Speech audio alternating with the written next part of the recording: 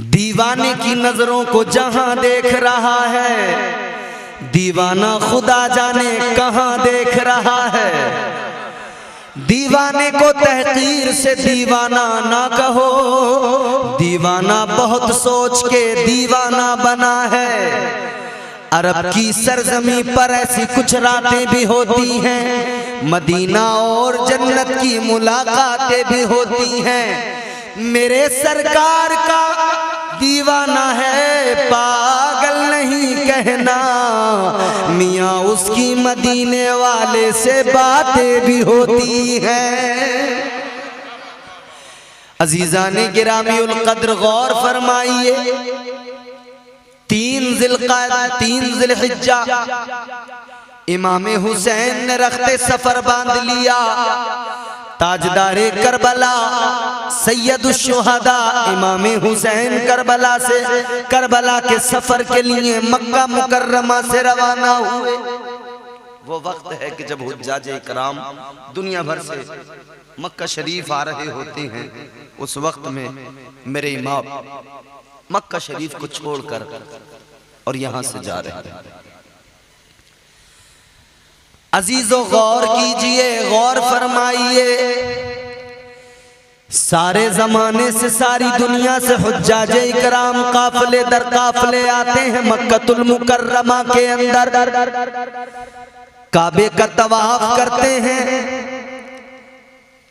ये अपने साथ कुर्बानियों के जानवर लेके आते हैं, मीना में जाकर कुर्बानियां किया करते हैं। लेकिन वाह हुसैन तेरी अजमतों को सलाम, वाह हुसैन तेरे हौसले तेरी हिम्मत को सलाम। सारी दुनिया के मुसलमान मीना में कुर्बानी के लिए अपने जानवरों को ले आए और ऐन उसी वक्त में हुसैन अपने बच्चों को लेकर कुर्बान करने के लिए करबला चल दिए हैं। करबला की जानिब काफिला रवा दवा है, रोका सबने लेकिन हुसैन न रुके, चल दिए। रास्ते में जनाबे इमाम हुसैन जब आगे बढ़े, आपके 2 छोटे छोटे भांजे हजरत औन हजरत मोहम्मद, ये वो हैं जो हजरत ज़ैनब से हैं, जो मेरे इमाम हुसैन की हकीकी बहन है। हजरत ज़ैनब के ये दोनों बच्चे नन्हे नन्हे जो हजरत अब्दुल्ला बिन जाफर के बेटे हैं। हजरत अब्दुल्ला ने इनको एक खत दिया, कहा बच्चों तुम जाओ और खत जाकर इमाम पाक के सामने पेश कर दो, मेरा खत इमाम पाक को दे दो। इधर ये खत लेकर बच्चे गए, मौला इमाम हुसैन को वो खत दिया गया। इमाम हुसैन ने खत को पढ़ा, खत के अंदर लिखा था कि इमाम हुसैन आप हरगिज न जाइए, जहां तक पहुंच गए वहीं से वापस चले आइए। खत के अंदर लिखा था, मौला हुसैन मुझे अंदेशा है, मुझे डर है कि ये सफर आपका आखिरी सफर न हो जाए। ए मौला हुसैन खौफ है कहीं इस सफर में आप हलाक न हो जाए। आका हुसैन आप वापस तशरीफ लाइए, मैं भी आ रहा हूँ पीछे से। इधर जनाबे अब्दुल्ला बिन जाफर गवर्नर मक्का के पास गए और उससे जाकर कहा, ए गवर्नर मक्का, एक तहरीर लिखो, एक खत लिखो हुसैन के नाम और उसके अंदर लिखो, हुसैन मैं अपनी तरफ से भलाई का वादा करता हूँ, अमान का वादा करता हूँ, हालात जैसे भी रहे आपके साथ में अच्छा सलूक किया जाएगा, हालात जैसे भी रहे ए मौला हुसैन आपको अमान दी जाएगी। इतना सुना तो गवर्नर मक्का ने कहा, ए अब्दुल्ला तुम जो चाहो खत के अंदर लिख लो, तहरीर लेकर आओ, मैं मोहर लगा दूंगा।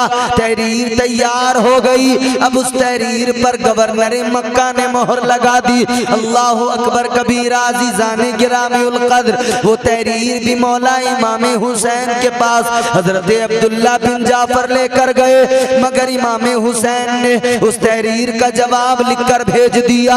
उस तहरीर के जवाब में आपने लिखा कि देखो, कायनात के अंदर सबसे अच्छी अमान परवरदिगार की अमान है। अगर कोई मुहाफिज है तो अल्लाह ताला है, अगर कोई मुहाफिज है तो परवरदिगार है। फरमाया अगर ये तुमने जो तहरीर भेजी है मेरे साथ नेकी का इरादा रखते हो तो अल्लाह ताला तुम पर अपनी रहमतें नाजिल फरमाए, परवरदिगार तुम्हें बरकतों से माला माल करे। अल्लाह अकबर। इमाम पाक ने जवाब खत लिख भेजा, लेकिन आपने वापसी का इरादा न किया, आपने सफर को तर्क न किया। मौला हुसैन सफर पे रवा दवा है। रास्ते में मौला हुसैन को एक शायर मिला जिसका नाम है फरजौक। फरजौक नामी शायर से जब मौला हुसैन की मुलाकात हुई, उसने आपको देखा, कहने लगा ए मौला हुसैन कहाँ जा रहे हो, ए आका हुसैन कहाँ जा रहे हो, ए फरजंदे मुस्तफा कहाँ जा रहे हो। इमाम हुसैन ने बताया मैं कूफा के लिए निकला हूँ, कूफा जा रहा हूँ। उस शायर ने कहा था ए मौला हुसैन खुदा के लिए हरगिज न जाइए, किसी हाल में न जाइए। कहने लगा ए आका हुसैन वो जो कूफी हैं उनके दिल तो आपके साथ हैं, मगर तलवारें उनकी बनी उमैया के साथ है। कहने लगा हुसैन हरगिज न जाओ, आप वापस आ जाओ। लेकिन मौला हुसैन चूंकि कज़ा व क़द्र के फरमान नाफिज हो चुके थे, तकदीर का फैसला तो हो गया था। अल्लाह अकबर कबीरा। अब तो हुसैन अपनी मंजिल की तरफ रवा दवा है। अब तो आका हुसैन ताजदार करबला इमाम हुसैन अपनी मंजिल की तरफ यानी करबला की तरफ रवा दवा है। इमाम हुसैन रास्ते में जा रहे हैं। रास्ते में एक और शख्स जिनका नाम है हजरत अब्दुल्ला इब्न मुती, उनसे मुलाकात हुई। उन्होंने भी यही बताया, जब वहाँ के हालात बताए और फरमाया इमाम पाक आप हरगिज न जाइए। इतना सुना तो इमाम पाक ने फरमाया लन युसीबना इल्ला मा कतबल्लाहु लना। आपने फरमाया हम तक कोई मुसीबत नहीं पहुंचती तब तक के वो अल्लाह की जानिब से फैसला न हो गया हो। हुसैन ने फरमाया परेशानी और मुसीबत वही आती है जो अल्लाह की जानिब से होती है। मिन जानिबिल्लाह जो परेशानियां जो मुसीबतें बतौर आजमाइश होती हैं वो जरूर पहुंचती हैं। इमाम हुसैन अपने मंजिल की तरफ रवा दवा है। रास्ते में एक मकाम है कोहे ज़ी हशम।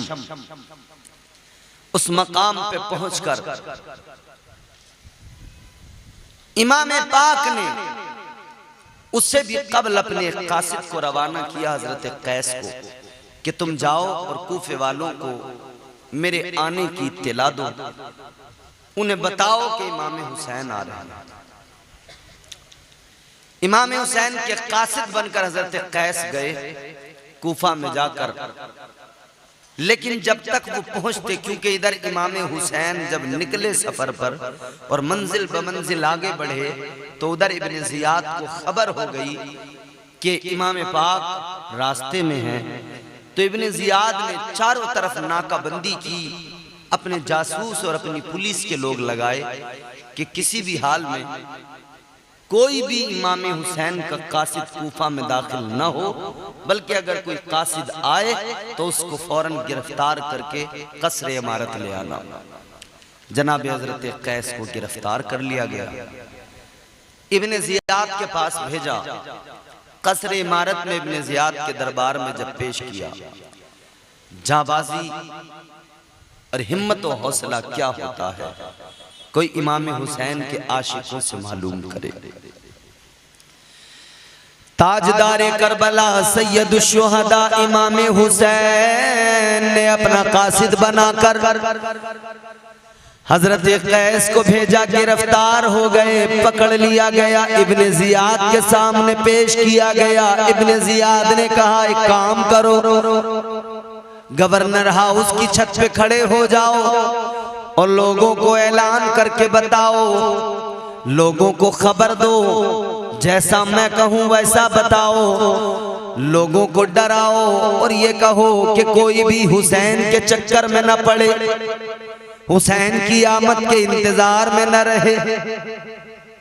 लेकिन वो मेरे नबी के नवासे के कासिद जनाब कैस छत पे चढ़े और उन्होंने अल्लाह की हम्दो सना की।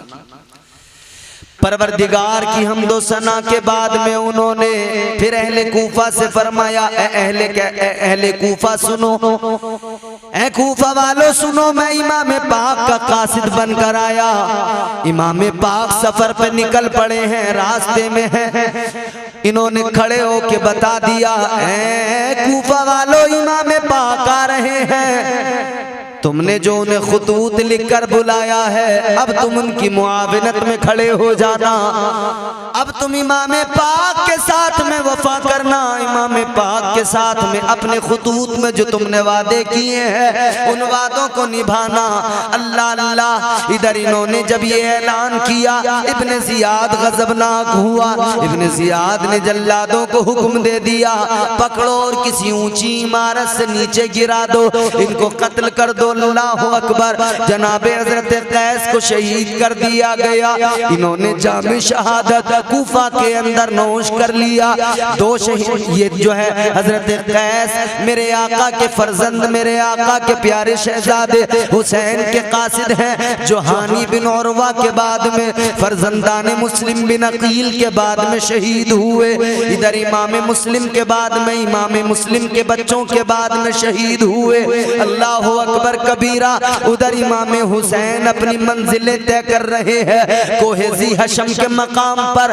जब मेरे मौला हुसैन ने कयाम किया है, जब वहां पर खैमे लगाए हैं, आपने क्या देखा? दोपहर का वक्त है, चिलचिलाती धूप है।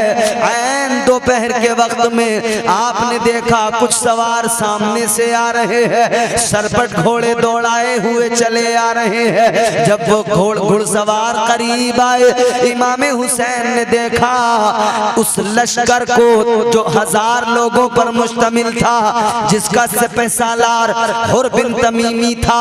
ये हुर था, जनाब हुर को लश्कर का सिपह सालार बनाकर इब्ने जियाद ने भेजा था। 1000 की तादाद में लोग आए थे। जनाब हुर ने आकर अपने खैमे लगा लिए। ये हुर वही हैं जो बाद में आका हुसैन के कदमों पे निसार हुए हैं, मगर इन्होंने सामने अपने खैमे लगाए।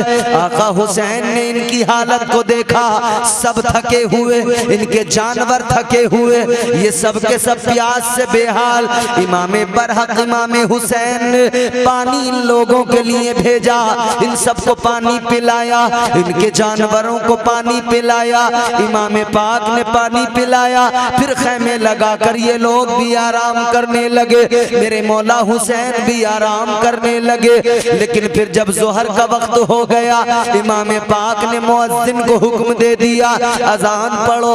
इधर अजान पढ़ी गई। अजान के बाद में आका इमाम हुसैन खैमे से बाहर निकले। आपने फरमाया, ऐ हुर बताओ, नमाज हमारे साथ पढ़ोगे या हमसे अलहदा पढ़ोगे? हुर ने इतना सुना तो अर्ज किया कि आप नमाज पढ़ाएं, हम सारे आपकी इक्तिदा में नमाज पढ़ेंगे, आपके साथ नमाज पढ़ेंगे।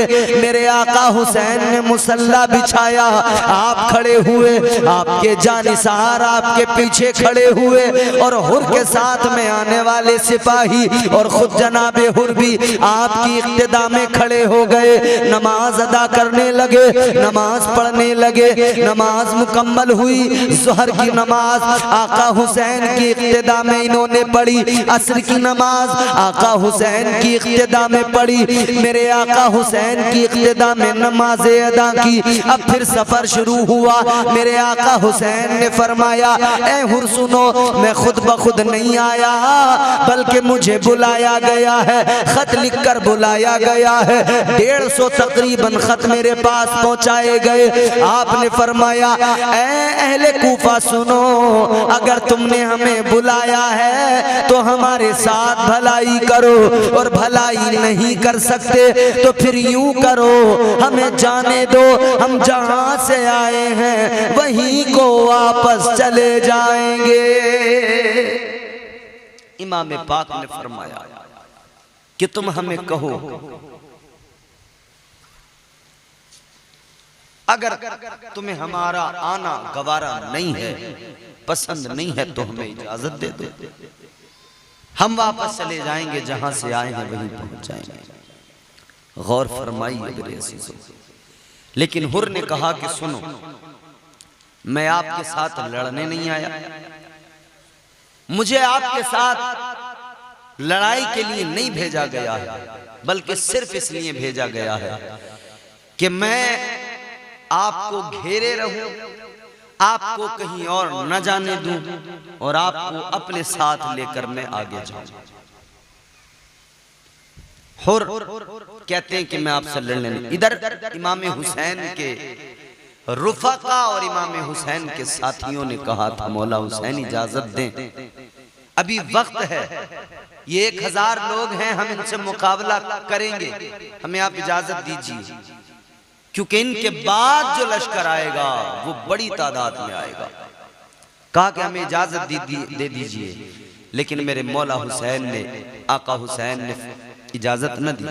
आपने फरमाया कि हम जंग करने तो नहीं आए थे, लेकिन अगर जंग भी हुई और हालात ऐसे बने तो हम अपनी तरफ से पहल नहीं करेंगे, हम जंग का आगाज नहीं करेंगे, हम जंग करने ही नहीं आए।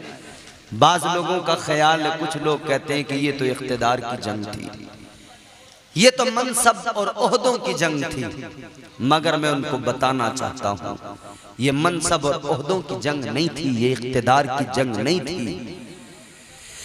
अजीजा ने गिरामीउल कद्र गौर फरमाइए, ये इख्तिदार की जंग नहीं थी, यह हक़ व बातिल का मारका था। इमाम पाक तो जंग करने के इरादे से ही नहीं गए थे।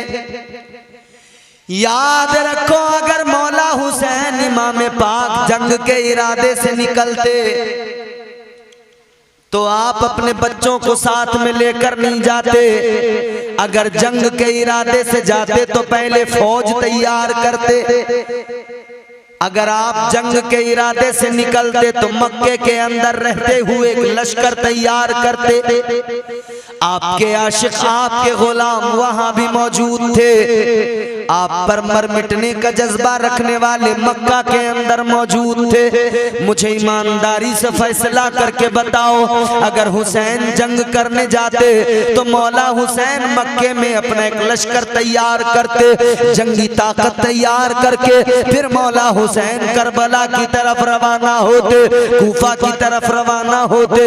अगर जंग का इरादा लेके जाते तलवार साथ में होती, अगर जंग का इरादा लेके जाते फौज साथ में होती, अगर जंग का इरादा लेके जाते हथियार साथ में होते, लेकिन मौला हुसैन जंग करने नहीं गए। ऐ दुनिया वालों सुनो, हुसैन ने बता दिया, ऐ दुनिया वालों मैं जंग करने नहीं निकला, क्योंकि मैं तलवार लेके नहीं निकला, मैं रहमते परवरदिगार के साथ निकला हूँ। इमाम ने ऐलान किया, ऐ लोगों सुनो, मैं फौज लेकर नहीं निकला, मैं रहमतों की मौज लेके निकला हूं।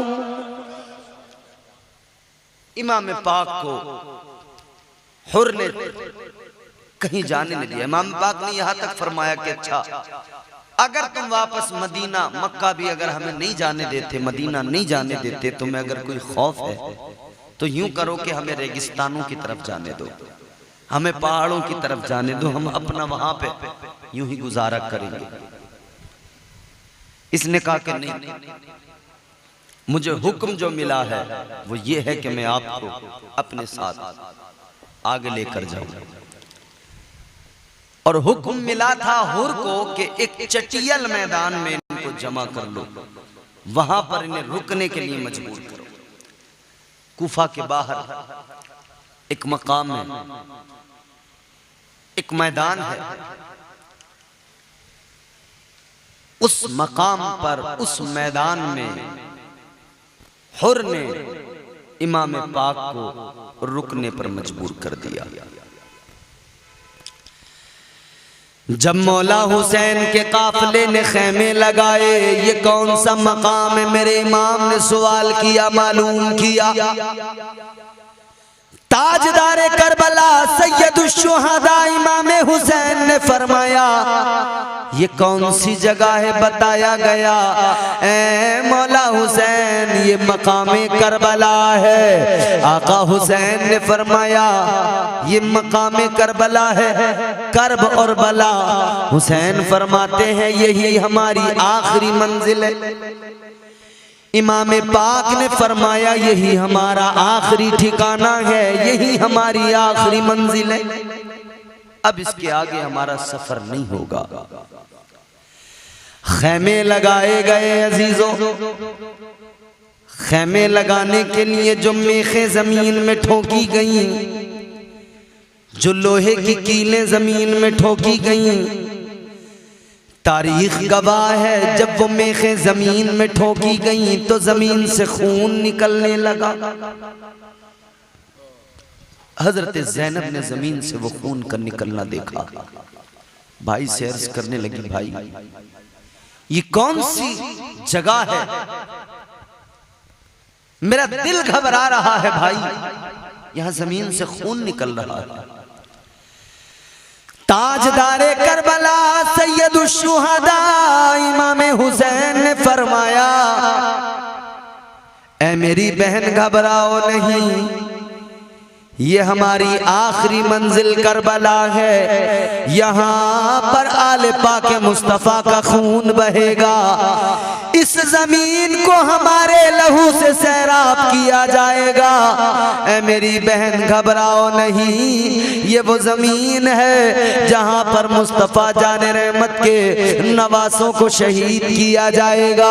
आपने फरमाया यहाँ इस्लाम की खातिर, हक व बातिल के फैसले की खातिर हमें अपनी जानों के नजराने पेश करने हैं। सैयदा ज़ैनब को फरमाया, बहन घबराओ नहीं, सब्र करो। अलगरस खैमे लगा दिए गए, खैमे लग गए। अजीजा ने गिरामी उल कद्र, इधर इमाम पाक है, इधर इमाम पाक के तमाम रुफका है। अजीजों गौर करो, इधर हुर बिन, इधर जो है हुर है, जनाबे हुर ने अपने भी खैमे उधर दूसरी जानिब लगा दिए और खबर भेज दी कि हुसैन आ गए हैं। करबला में हुसैन को रुकने पर मजबूर किया गया और हुसैन ने करबला में खैमे लगा दिए हैं। अल्लाह अकबर कबीरा। अब उधर से इब्ने जियाद ने एक लश्कर तैयार किया और वो लश्कर भेज दिया करबला के अंदर। करबला में उस लश्कर का सिपह सालार उमर बिन साद को बनाकर भेजा गया। वो लश्कर आ गया करबला के मैदान में। करबला के मैदान में जब वो लश्कर आया, उमर साद आया, इमाम पाक ने देखा, इमाम पाक समझ गए, इमाम पाक समझ गए कि अब वक्त आ गया है कि अब आगे कोई और चारे कार नहीं है, अब आखिर हमारी शहादतों का वक्त आ गया है। करबला के उस चटियल मैदान के अंदर इधर इमाम पाक के साथी और रुफका है, इमाम पाक के रुफका और जानिसार है, उधर यजीदी है सामने, उधर वो यजीदी जिनके पास में ताकत है, जो बड़ी फौज लेकर आए हैं। उमर बिन साद उस लश्कर का सिपह सालार है। अव्वलन तो पहले गुफ्तगू दोनों के माबैन हुई, पहले इमाम पाक और उमर साद में पहले बातचीत से मसला हल करने की कोशिश की गई। लेकिन जब बातचीत हो रही थी, इमाम पाक ने फरमाया, ऐ उमर साद यूं करो, तुम हमारे साथ में जंग न करो, हमारे साथ में लड़ाई न करो, बल्कि यूं करो, हमें यजीद के पास ले चलो, दमिश्क ले चलो, यजीद के हमारे मामलात जो भी हैं जैसे भी हैं, हम खुद बैठकर अपनी बातचीत कर लेंगे, हम खुद बैठकर कोई रास्ता निकाल लेंगे, यजीद के सामने हमारी जो भी बात होगी वो हम बातचीत आपस में तय कर लेंगे। उमर बिन साद भी अव्वलन यही चाहता था कि कोई जंगो जदाल न हो, कत्लो क़िताल न हो। उसने लिखकर भेज दिया इब्ने जियाद को, इब्ने जियाद बात बन जंग के कोई सूरत सुलह पैदा होती है तो अच्छी बात है, ये भी पहले इस पे राजी हुआ था। लेकिन एक बदतरीन शख्स था जिसने टलती हुई जंग को दोबारा शुरू कर दिया और हवा दे दी, शोलों को हवा देकर आग में तब्दील कर दिया। उस शख्स का नाम था शिम्र जिलजौशन। शिम्र बिन जिलजौशन जो था, ये इब्ने जियाद के दरबार में था।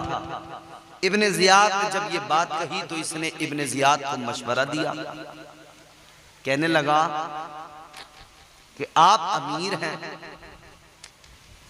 हुसैन आ गए हैं, आपके कब्जे में हैं, आप समझ नहीं रहे हैं, इसमें आपकी तौहीन है, कि आपके कब्जे में होकर भी आपकी इताअत किए बगैर हुसैन यहां से निकल जाएं, ये आपकी तौहीन है। इसने इसको वरगलाना शुरू कर दिया। शिमर ने वरगलाना शुरू किया। इब्ने जियाद पहले तो राजी था कि जंग न हो, लेकिन जब उसको कहा गया कि तुम्हारी इताअत के बगैर इमाम यहां से जा रहे हैं, कहने लगा तुम्हारी इताअत के बगैर, जबकि तुम्हारे नरगे में हैं, जबकि तुम्हारे घेराव में हैं, फिर तुम्हारी इताअत के बिना यहाँ से बचकर निकलना चाहते हैं। याद रखो, अगर ये आज निकल गए हाथ में नहीं आने वाले हैं। फिर अल्लाह अकबर, इसने वरगलाया तो फिर इसने एक खत लिखा इब्ने जियाद ने उमर साद के नाम, और खत में लिखा है उमर साद, तुझे वहां पर बातचीत करने, सुलह सफाई करने नहीं भेजा गया, तुझे इसलिए भेजा गया है कि हुसैन से बैअत यजीद लो। अगर हुसैन बैयत करते हैं तो ठीक है, मेरे पास लेके आ जाओ, और अगर बैयत नहीं करते हैं तो उन्हें कत्ल कर डालो, उनके साथियों को कत्ल कर डालो, फिर उनके सरों को मेरे पास भेज दो। अल्लाह अकबर, ये पैगाम लेकर जिलजोशन का बेटा शिमर गया है। अल्लाह अकबर, उसमें ये भी लिखा था, ए उमर साद, अगर तुम ये नहीं कर सकते हो तो मैं तुम्हें हटाकर शिमर को उस लश्कर का सिपह सालार मुकर्रर कर रहा हूं। अगर तुम नहीं कर सकते हो तो तुम इसको लश्कर की सिपह सालारी दे दो, तुम्हें माजूल किया जाएगा। अल्लाह अकबर, जब इसने खत पढ़ा उमर साद ने, उस तहरीर को पढ़ा, उसको देखकर उसने कहा, ओ बदबख्त इंसान, तूने बनते हुए मामले को बिगाड़ दिया। ऐ शिमर, तूने बनी बनाई सूरत हाल को बिगाड़ दिया। टली हुई जंग को तूने दोबारा शुरू कर दिया। अब इसने कहा कि चलो, अब अगर बात जंग की है तो ये भी सही, क्योंकि इसे लालच था हुकूमत का, सल्तनत का, बादशाहत का। ये दुनिया की दौलत का लालच ही अजीजों ऐसा होता है, ये दुनिया के माल का लालच ही ऐसा होता है जो इंसान को तबाह बर्बाद कर दिया करता है। अजीजाने गिरामीउल कद्र, गौर फरमाइए। अब इसने उमर साद ने कहा ठीक है, इसने हुसैन को कहा, ए हुसैन, या तो मुकाबला कर लो या बैअत यजीद कर लो। इधर 7 मुहर्रमुल हराम को इन पर दबाव बनाने के लिए पानी बंद कर दिया। 2 मुहर्रमुल हराम को करबला में इमाम पाक ने अपने खेमे लगाए थे। 2 मुहर्रम से 7 मुहर्रम तक बातचीत का दौर चला। 7 मुहर्रमुल हराम को फिर दबाव बनाया गया कि बैत करो, तो नहर पे पहरा लगा दिया गया। नहर फरात के किनारे फौजें खड़ी कर दी गईं, और ये पैगाम जारी कर दिया, फरमान कि जानवर पानी पिए, चरिंदो परिंद पानी पिए, सारे पानी पिए, मगर खैमे हुसैन में एक कतरा भी पानी न जाए। कोई भी हुसैन के साथियों में से कोई एक कतरा पानी न पी पाए, अहले बैत मुस्तफा को पानी का एक कतरा न दिया जाए। पानी बंद कर दिया गया। अजीजों, आज तो ये पानी आप देखते हैं, आशिक हुसैन जगह जगह प्यासों को पिला रहे हैं पानी। रास्तों में गर्मी के मौसम में जगह जगह आप देखो लोग पानी पिलाते हैं। ये सदका मेरे इमाम हुसैन का है, क्योंकि इमाम हुसैन ने वहां पे सब्र किया और मिसाल बन गए। आप पर 7 मुहर्रमुल हराम को पानी बंद कर दिया गया। छोटे बड़े बच्चे, बूढ़े जवान, औरतें, अब पानी बिल्कुल नहीं, प्यासे हैं सबके सब। इमाम पाक अपने खेमे के अंदर हैं, रुफका आपके साथ मौजूद हैं। अब ये सूरत हाल जब बनी, पानी पर पहरा लग गया, पानी बंद कर दिया गया। इमाम पाक और आपके तमाम साथी इमाम पाक की बारगाह में सबके सब जमा हैं। इमाम हुसैन ने फरमाया देखो अब हालात ये हो गए हैं कि अब वो वक्त करीब आ रहा है जब हम सब अल्लाह की राह में कुर्बान हो जाएंगे। जब इस्लाम की बका के लिए हमें अपनी जानों के नजराने पेश करने हैं। इमाम पाक ने फरमाया हर हाल में सब्र करते रहना, सब्र का दामन हाथ से न जाने देना, क्योंकि अल्लाह ने कुरान मजीद में फरमाया या अय्युहल्लज़ीना आमनुस्तईनु बिस्सब्रि वस्सलाह इन्नल्लाह मअस्साबिरीन। अल्लाह ने फरमाया ईमान वालों मदद चाहो सब्र से और नमाज से। फरमाया बेशक अल्लाह ताला सब्र करने वालों के साथ है, अल्लाह साबिरों के साथ है। अल्लाह ताला ने कुरान मजीद की इस आयत मुबारका में सब्र और नमाज को एक साथ जमा किया है, सब्र और नमाज को एक साथ इकट्ठा किया है। परवरदिगार ने गोया बता दिया कि बगैर नमाज के सब्र भी बंदा नहीं कर सकता और बगैर सब्र के वो नमाजी भी नहीं हो सकता। याद रखना अजीजों, इमाम हुसैन का भी यही पैगाम है, सब्र करते रहो, क्योंकि करबला में इधर हुसैन के खैमे लगे हैं, उधर यजीदियों के खैमे लगे हैं। नमाजें दोनों तरफ पढ़ी जा रही हैं, नमाजें दोनों तरफ अदा की जा रही है। याद रखो मेरे अजीजों, इधर हुसैनी भी नमाज पढ़ रहे हैं, उधर यजीदी भी नमाज पढ़ रहे हैं। दोनों की अज़ान एक, दोनों की नमाज एक। फर्क क्या? यजीदी नमाज पढ़ के जुल्म कर रहे हैं, हुसैन नमाज पढ़ के सब्र किए जा रहे हैं। फर्क ये है कि एक तरफ सब्र है, एक तरफ जुल्म। इमाम पाक और आपके रुफका सब्र कर रहे हैं, यजीदी जब्र कर रहे हैं। पानी पे पहरे लगा दिए गए, पानी बंद कर दिया गया। इमाम पाक के रुफका पर पानी बंद कर दिया गया। गौर करो, 7 मुहर्रमुल हराम से 10 मुहर्रम तक पानी बंद किया गया, एक कतरा पीने को नहीं दिया गया। मगर हुसैनियों का हौसला न टूटा, हुसैनियों का जज्बे इश्क सर्द न पड़ा, हुसैनियों ने हिम्मत नहीं हारी, हुसैनियों का हौसला कमजोर नहीं हुआ।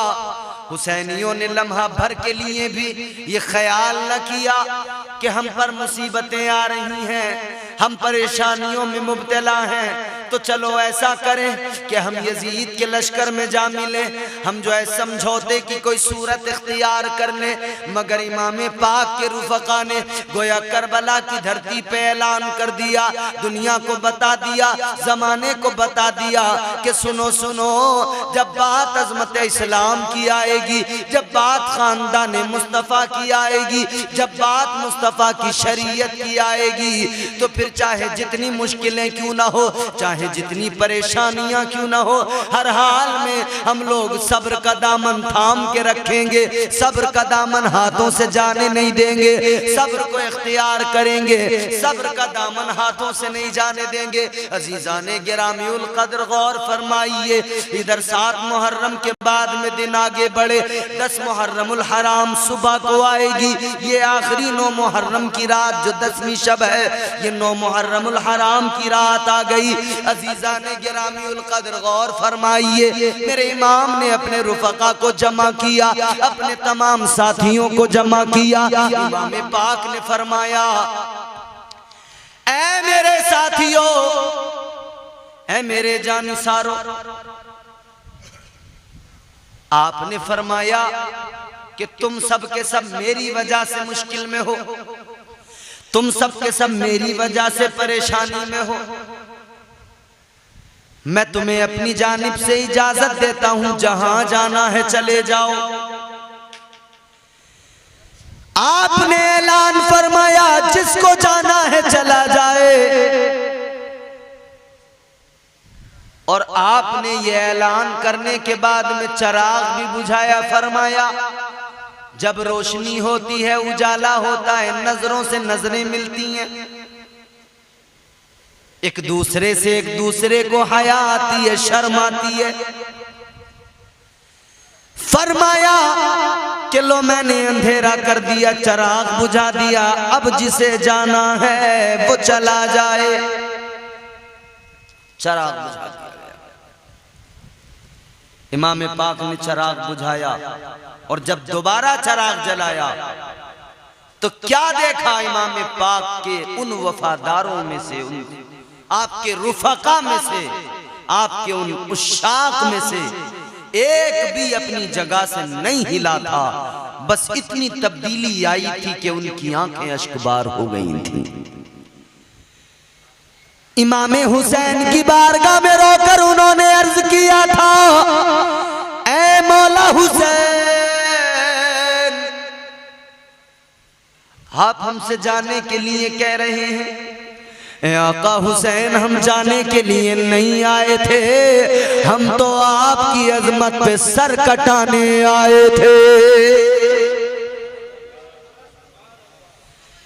ऐ आका हुसैन, हम जाने के लिए नहीं आए थे।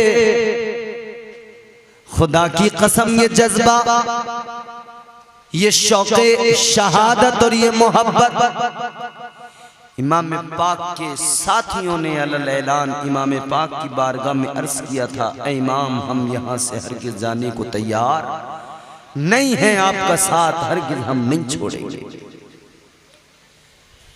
उधर से यजीदी छोटी मोटी झड़पें इस दरमियान में होती रही हैं, छोटी मोटी झड़पें होती रही हैं, लेकिन यजीदी अब हमले के लिए तैयार हो गए थे और हमला करना चाहते थे। इमाम पाक खैमे के अंदर बैठे हैं कि बाहर से शोर की आवाज आई। जब बाहर से शोर की आवाज आई तो इमाम पाक ने फरमाया, जरा बाहर देखो क्या है।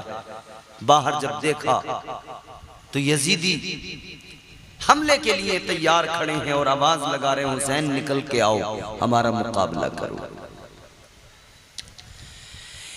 इधर से यजीदी पुकार रहे हैं, हुसैन निकल कर आओ, हमारा मुकाबला करो। या तो बैअत यजीद कर लो, या तो यजीद के हाथ में अपना हाथ दे दो, या फिर हमसे मुकाबला कर लो।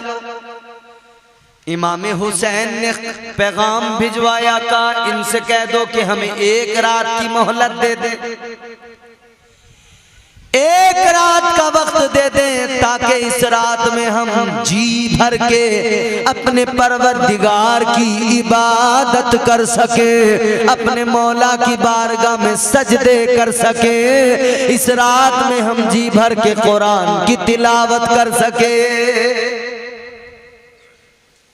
इमाम पाक ने आखिरी वो रात जिंदगी की है, लेकिन उस रात में भी अपने चाहने वालों को, अपने मानने वालों को ये पैगाम दिया है कि हुसैनियों, याद रखना, मैं जिंदगी की अपनी आखिरी रात में कुरान की तिलावत कर रहा हूं।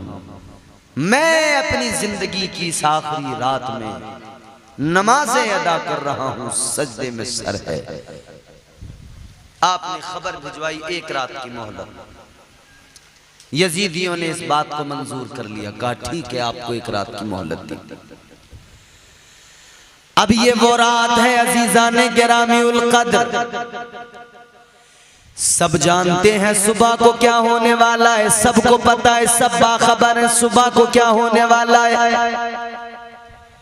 इमाम पाक अपनी तलवार को साफ कर रहे हैं, तलवार से यूं टेक लगाए लगाए सर लगा के आप तलवार साफ करते करते जरा आंखें बंद हो गई।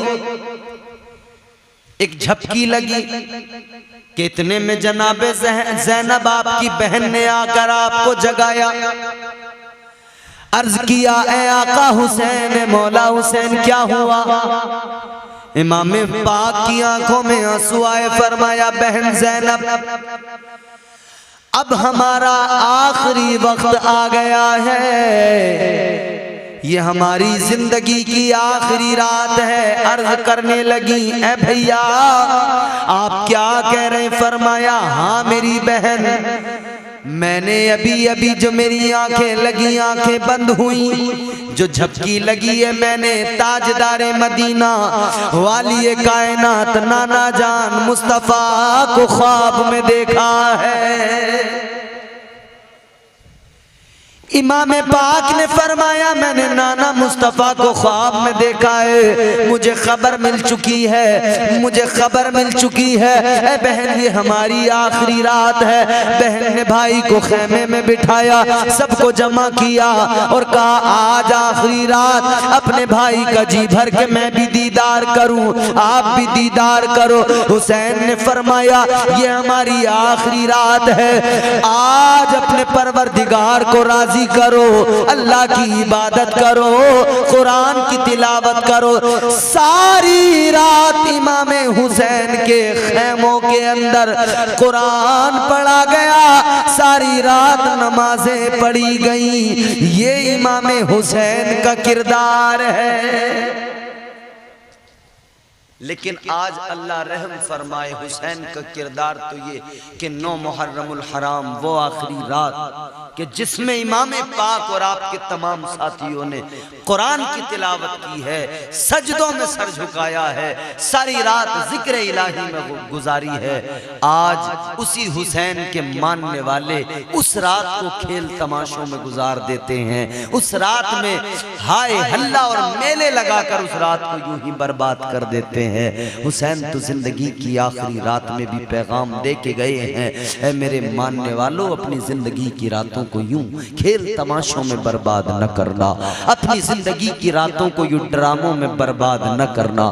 9 मुहर्रमुल हराम की शब हुसैन ने जो किया, हर हुसैनी को चाहिए अगर वो सच्चा हुसैनी है तो उस रात में वही करे जो इमाम पाक ने करबला में अपने खेमे के अंदर किया है। रात सारी गुजरी है अल्लाह अल्लाह में, रात सारी गुजरी है तिलावतों में, रात सारी गुजरी है इबादतों में। सुबह की सफेदी चमकी है, सहर का वक्त हुआ है, फजर का वक्त हुआ है। ताजदारे करबला सैयदुश शुहदा ने जनाबे हजरत अली अकबर को हुक्म दिया, अली अकबर जाओ अजान कहो। अली अकबर ने मैदान करबला में खड़े होकर अजान पढ़ी। इमाम के शहजादे ने अजान पढ़ी, फिर सारे के सारे लोगों ने इमाम की इक्तिदा में नमाज फजर अदा फरमाई। इमाम पाक मैदान करबला का मुआयना करने के लिए निकले। सुबह सुबह के वक्त में मैदान का मुआयना कर रहे हैं। हजरत इमाम हुसैन मैदान का मुआयना कर रहे हैं कि आवाज आई हुसैन बच जाओ मैं तकदीर हूँ। हुसैन ने फरमाया आ जाओ मैं शब्बीर हूँ। आवाज आई हुसैन मेरा नाम कज़ा है। हुसैन ने फरमाया मेरे नाना का नाम मुस्तफ़ा है।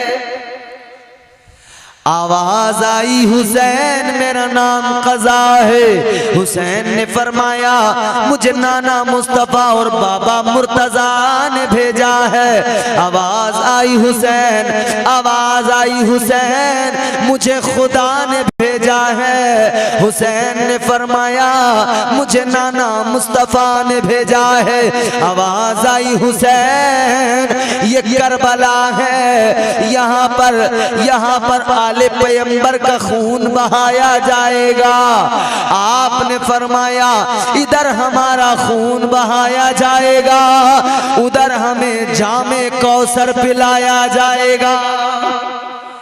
आवाज आई हुसैन बच्चों को पैरों में बेड़ियां, इमाम ज़ैनुल आबिदीन को बेड़ियां पहनाई जाएंगी। हुसैन ने फरमाया इन्हीं से हमारी नस्ल आगे बढ़ाई जाएगी। इमाम पाक मैदान करबला का मुआयना करके वापस आए। सुबह का वक्त है, पीछे से इमाम के शहजादे हजरत अली अकबर आए, अपने वालिद गिरामी को सीने से लगाकर उनके गले से लगकर रोने लगे। हजरत अली अकबर रोए। इमाम पाक ने फरमाया क्या हुआ बेटा, क्यों रो रहे? हजरत अली अकबर अर्ज करने लगे, ए बाबा हुसैन, मैं करबला के मैदान को देखने गया था, लेकिन मैंने अजीब मंजर देखा। ए बाबा हुसैन, मैंने ये मंजर देखा, करबला के मैदान में एक माई है, आंखों में उसकी आंसू हैं, रो रही है और अपने दुपट्टे से करबला के पत्थरों को, करबला के तमाम छोटे छोटे पत्थरों को साफ कर रही है, रेगजार को करबला के साफ कर रही है। का मैंने उनसे मालूम किया माई कौन हो, क्या कर रही हो? कहने लगे शहजादा अली अकबर। उन्होंने कोई जवाब न दिया, वो रोने लगी। इमाम पाक ने इतना सुना, इमाम पाक की भी आंखों में आंसू आए। इमाम पाक ने फरमाया, ऐ मेरे बच्चे, ऐ मेरे बेटे, क्या तुम जानते हो, क्या तुम्हें मालूम है कि वो माई कौन थी? काबा मैं नहीं जानता। इमाम पाक ने फरमाया, ऐ मेरे बेटे, वो माई तुम्हारी दादी मेरी माँ फातिमातुज़ ज़हरा थी। का बाबा वो क्या कर रही थी वहां पर? इमाम पाक ने फरमाया, सुनो ए बेटा सुनो,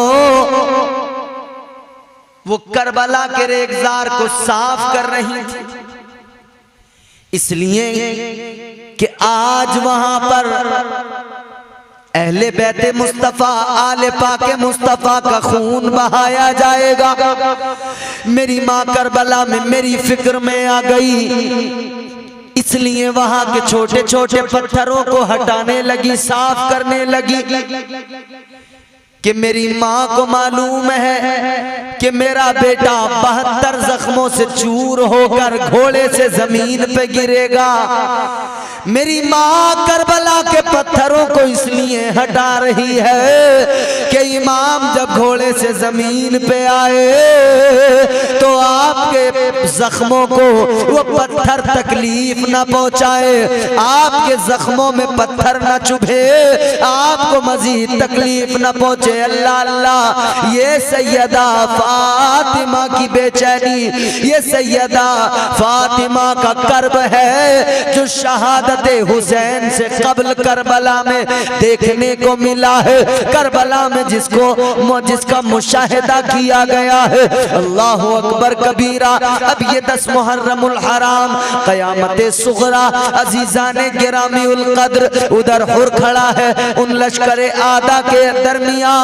इधर हुर ने देखा हालात क्या है, अब तो हालात बदल गए, जंग होना जरूरी हो गई, अब तो जंग होगी। लेकिन ये भी गौर करने वाली बात है, 22,000 लश्करे जर्रार कितने लोगों के लिए आया? इमाम पाक के साथी, इमाम पाक के रुफका सिर्फ 72 है। 72 का मुकाबला करने यजीद ने 22,000 को भेजा। इससे पता लगता है यजीद इमाम हुसैन से कितना डरता था, कितना डरता था। एक के मुकाबले एक का हिसाब तो बड़ी दूर रह गया, यहाँ तो 72 के मुकाबले इसने 22,000 को भेजा। ये डर था यजीद का, जानता था अगर मैंने कम लोगों को भेजा तो किसी भी हाल में वो इमाम हुसैन पर काबू नहीं पाएंगे, और वो कम लोग अगर मेरे गए तो इमाम पाक उन सबको वासिले जहन्नम कर देंगे। ये डर था यजीद का। 10 मुहर्रमुल हराम क़यामत सुगरा। हुर उस लश्कर यजीद के दरमियान खड़ा है, हालात बदल रहे हैं। इधर हुर को वो नमाजें याद आ रही हैं जो इमाम पाक की इख्तिदा में हुर ने पढ़ी हैं। हुर इधर खड़ा है लश्कर यजीद के अंदर, मगर दिल की दुनिया बदल रही है, दिल की कैफियत तब्दील हो रही है। आखिरकार हुर ने फैसला कर लिया, हुर ने फैसला कर दिया। जज्बा ईमानी जोश मार गया। हुर लश्कर यजीद से निकलकर लश्कर इमाम हुसैन में आ गए। बारगाह इमाम हुसैन में आने के बाद में जनाबे हुर ने अर्ज किया था, आका आपका सबसे बड़ा मुजरिम मैं हूं, आपका सबसे बड़ा गुनाहगार मैं हूं। ऐ आका हुसैन, मैं ही आपको घेर कर करबला लाया। आका मुझे मुआफ फरमा दीजिए, मैं नहीं जानता था कि ऐसे हालात बनेंगे। जनाबे हुर ने आका हुसैन की बारगाह में आकर अर्ज किया, ऐ आका हुसैन मुझे माफ कर दीजिए, मेरी गलती को बख्श दीजिए, मुझसे जुर्म हो गया, मुझसे गुनाह हो गया। अल्लाह अकबर कहने लगे, आका अब मैं लश्कर आदा में दुश्मन के साथ नहीं रहूंगा, मैं आपकी बारगाह में आया हूँ, मुझे आपकी बारगाह का कुर्ब चाहिए, मुझे आपकी मोहब्बत ने पुकार के बुलाया है, मैं आपकी बारगाह में आया हूँ। मेरे आका हुसैन ने फरमाया, ठीक है कोई बात नहीं है। इमाम हुसैन ने मुआफ फरमा दिया। हुर को इमाम हुसैन ने मुआफी का परवाना दे दिया, लेकिन हुर ने अर्ज किया था, ऐ मेरे आका हुसैन मुझे मुआफी अगर आप देना चाहते हैं तो सिर्फ ज़बानी नहीं बल्कि हुर को अपने कदमों पे निसार होने की इजाजत अता फरमाए। कहने लगे, आका हुसैन सबसे पहले आपके कदमों पे अगर कोई जान लुटाएगा तो वो कोई और नहीं, वो हुर होगा। कहते आका हुसैन मुझे आप इजाजत दें, सबसे पहले मैं अपना सर कटाऊंगा, सबसे पहले मैं अपनी जान लुटाऊंगा। करबला के रेगजार में, करबला के सहरा में पहला तीर चला यजीद की जानिब से, यजीद की फौज की जानिब से। और पहला तीर चलाने वाला कौन है? उमर साद। इसने पहला तीर चलाया था और कहा था कि लोगों आज गवाह रहना, मेरे बाप ने जंगे बदर में पहला तीर चलाया था, आज मैं यहां इस जंग में पहला तीर चला रहा हूं। वो सहाबी थे जिन्होंने इस्लाम की खातिर जंगे बदर में पहला तीर चलाया था, और ये ऐसा बदबख्त हो गया था कि इसने आज दुश्मनी अहले बैत में पहला तीर चलाया है। बाप पहला तीर चलाकर जन्नती बना है, बेटा पहला तीर चलाकर दोज़खी बना है। अच्छों में बुरे, बुरों में अच्छे पैदा होते हैं। हालात तब्दील हो गए, पहला तीर चल गया, जंग का ऐलान हो गया। इमाम पाक की बारगाह में जनाबे हुर ने कहा था, आका इमाम हुसैन मुझे इजाजत दीजिए, मैं करबला में जाऊंगा, सबसे पहले मैं अपनी जान लुटाऊंगा। इमाम पाक की बारगाह में इसरार किया, मौला हुसैन ने इजाजत अता फरमाई। हुर ने तलवार संभाली, घोड़े पे सवार हुए, मैदान कारजार मैदान करबला में उतर गए, मैदान में खड़े हो गए। लश्कर आदा से आवाज आई, ऐ हुर तू तो हमारे साथ था, उधर कहां चला गया? उधर क्या मिलेगा तुझे हुर? उधर जाने की वजह क्या है? ए हुर उधर क्यों गया? इधर तू देखता नहीं माल है, इधर खजाने हैं, दौलत है। हुर ने उधर से ऐलान किया था, ए यजीदियों सुनो, तुम्हारे पास में माल है और मेरे पास में मुस्तफा की आल है। तुम माल पे मर मिटे हो, मैं नबी की आल पे मर मिटा हूं। और मैदान में आए, दुश्मनों से मुकाबला किया, डट कर लड़े।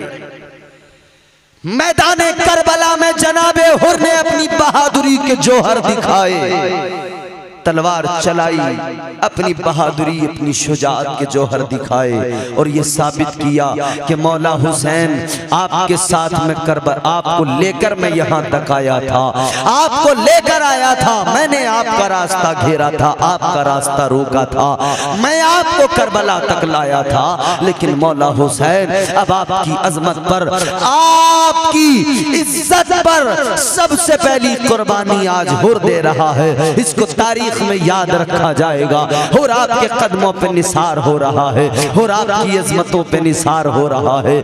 करबला में इमाम हुसैन की जानिब से हुर बिन तमीम हुर जो है मैदान करबला में चले गए और शहीद हो गए, जामे शहादत नोश कर लिया। इन्ना लिल्लाहि व इन्ना इलैहि राजिऊन। इमाम पाक के रुफका अब मैदान कारज़ार में जा रहे हैं। रुफकाए इमाम पाक में हजरत अब्दुल्ला बिन उमैर कल्बी हैं, वो रुफकाए इमाम के दरमियान में है। वो आपकी बारगाह में आते हैं, मौला हुसैन की बारगाह में आते हैं, इजाजत तलब करते हैं। मौला हुसैन उनको इजाजत अता फरमाते हैं। मैदान कारज़ार में जाते हैं, मैदान कारज़ार में जाकर अपनी बहादुरी के जौहर दिखाते हैं। हजरत अब्दुल्ला बिन उमैर कल्बी अपनी बहादुरी के जौहर दिखाते हैं। बिलाखिर ये भी मैदान करबला में जामे शहादत नोश कर लेते हैं। इनके बाद में और दीगर रुफका हजरत मुस्लिम बिन औजा भी मैदान करबला में जामे शहादत नोश कर लेते हैं। एक बुजुर्ग आदमी है, एक बूढ़े आदमी है, इमाम पाक की बारगाह में आए हैं, आकर अर्ज करते हैं, इमाम पाक मुझे जरा इजाजत तो दे दीजिए, अब मैं भी मैदान कारज़ार में चला जाऊं, अब मुझे भी मैदान करबला में जाने की इजाजत दो। इमाम पाक ने जब उन बुजुर्ग को देखा, इमाम पाक की आंखों में आंसू आ गए। इमाम पाक ने फरमाया, आप कहां, आप क्या करेंगे जाकर? कहा मुझे भी मौका दिया जाए इमाम, मैं भी आपके कदमों में सर कटाऊं, मैं भी मैदान करबला में जामे शहादत नोश कर लूं। आपकी अजमत की खातिर, इस्लाम की खातिर, बकाए इस्लाम की खातिर मैं भी आज कुर्बानी पेश करना चाहता हूँ। इमाम हुसैन ने कहा था आप न जाइए। उन्होंने कहा था हुसैन मैंने आपसे दोस्ती लगाई थी, आपसे मोहब्बत की थी। ए हुसैन मैंने जो आपसे दोस्ती की थी, आज उस दोस्ती की खातिर आप मुझे इजाजत अता फरमा दीजिए। आज मुझे उस दोस्ती की खातिर आप मैदान में जाने की इजाजत दे। ए लोगों, ये बुजुर्ग कौन थे? ये इमाम पाक के दोस्त थे, जिनका नाम हजरत हबीब इब्न मज़ाहिर था। हबीब इब्न मज़ाहिर करबला के मैदान में जा रहे हैं। अल्लाह अकबर कबीरा। हबीब इब्न मज़ाहिर मैदान करबला में गए तो दुश्मनों ने देखकर कहा, ये बूढ़ा इंसान आखिर क्या करेगा? ये बूढ़ा आखिर करबला के मैदान में क्यों आया है? आखिर ये मैदान में इससे क्या हो सकता है? इधर हजरत हबीब इब्न मज़ाहिर ने उन कूफियों को ललकार के कहा था, ए कूफियों तुम देख रहे हो मैं जाहिरी तौर पर तुम्हें उम्र दराज नजर आ रहा हूं, मगर याद रखना मेरा जज्बा ईमानी जवान है, मेरा जज्बा शहादत जवान है, मेरा शौक शहादत जवान है। याद रखना तुम मुझे देख रहे हो मगर मेरे तेवर तुम्हें नजर नहीं आ रहे हैं। आओ जिसमें हिम्मत है मुकाबला करो। यजीदी जब मुकाबले में आए, हजरत हबीब इब्न मज़ाहिर ने उन यजीदियों को वार किए, उन पर कईयों को वासिले जहन्नम किया। बिलाखिर लड़ते लड़ते हजरत हबीब इब्न मज़ाहिर शदीद जख्मी हो गए। बिलाखिर हजरत हबीब इब्न मज़ाहिर का वो वक्त आ गया कि जब आप भी जामे शहादत नोश करने वाले हैं, आपने इमाम पाक को पुकारा है, इमाम पाक तशरीफ लाए। आप इमाम पाक की आगोश में सर रखा है और इमाम पाक की आगोश में हबीब इब्न मज़ाहिर अर्ज करते हैं, ए आका हुसैन आज करबला के मैदान में आप बस मुझसे इतना कह दीजिए कि आप हबीब इब्न मज़ाहिर की मोहब्बत से राजी हो गए हैं। ए हुसैन इतना कह दीजिए कि मैंने दोस्ती का हक अदा कर दिया है, मैंने दोस्ती का हक अदा कर दिया है। इतना सुना हुसैन की आंखों में आंसू है। मेरे आका हुसैन ने, मौला हुसैन ने फरमाया, ए हबीब सुनो, तुमने आज मैदान करबला में वो दोस्ती का हक अदा किया है कि तुम्हारी दोस्ती मिसाली दोस्ती बन गई है। आज तुमने अपनी जान का नजराना पेश करके इस्लाम की खातिर, अजमत इस्लाम की खातिर, बिनाए इस्लाम की खातिर, बकाए इस्लाम की खातिर, ये तुम्हारी कुर्बानी दुनिया याद रखेगी, जमाना याद रखेगा। फरमाते क़यामत तक मेरे नाम के साथ तुम्हारा भी नाम बराबर लिया जाता रहेगा। हजरत हबीब इब्न मज़ाहिर भी शहीद हो गए। इन्ना लिल्लाहि व इन्ना इलैहि राजिऊन। ये शहादतों का सिलसिला चलता रहा, ये शहादतों का सिलसिला एक के बाद एक चलता रहा।